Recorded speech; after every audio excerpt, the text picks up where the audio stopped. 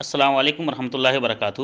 سلیمان بن سرد یا سلیمان بن سرد رضی اللہ تعالیٰ عنہ حدیث کے راوی ہیں، کہتے ہیں کہ استبا رجلان عند نبی صلی اللہ علیہ وسلم ونحن عنده جلوس، کہ دو آدمی آپس میں گالی گلوچ کر رہے تھے اور ہم لوگ نبی کریم صلی اللہ علیہ وسلم کے پاس میں بیٹھے ہوئے تھے۔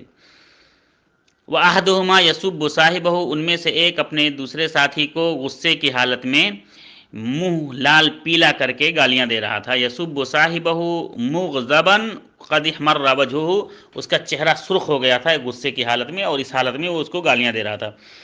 فقال النبی صلی اللہ علیہ وسلم، تو نبی کریم صلی اللہ علیہ وسلم نے ارشاد فرمایا، انی لعالم کلمتا، میں ایک ایسا کلمہ جانتا ہوں، لو قالها لذهب عنه ما یجد، کہ اگر یہ آدمی جو غصے کی حالت میں لال پیلا ہو رہا ہے، اگر یہ آدمی اس کلمے کو کہہ دے، اپنے منہ سے ادا کر دے، تو اس کا غصہ فوراً ختم ہو جائے گا۔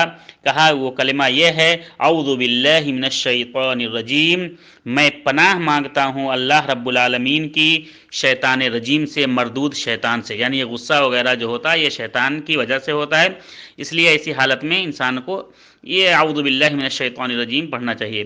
فقالو، تو لوگوں نے کہا اس آدمی سے، الا تسمعوا ما یقول النبی صلی اللہ علیہ وسلم، کیا تم نے نہیں سنا جو نبی کریم صلی اللہ علیہ وسلم نے فرمایا؟ قال انی لست بمجنون، اس آدمی نے کہا کہ بھائی میں نے سنی بات، میں پاگل دیوانہ نہیں ہوں۔ یہ حدیث صحیح بخاری کی ہے، اور اس حدیث سے پتہ چلا کہ انسان کو غصے کی حالت میں اعوذ باللہ من الشیطان الرجیم پڑھنا چاہیے۔ السلام علیکم ورحمۃ اللہ وبرکاتہ۔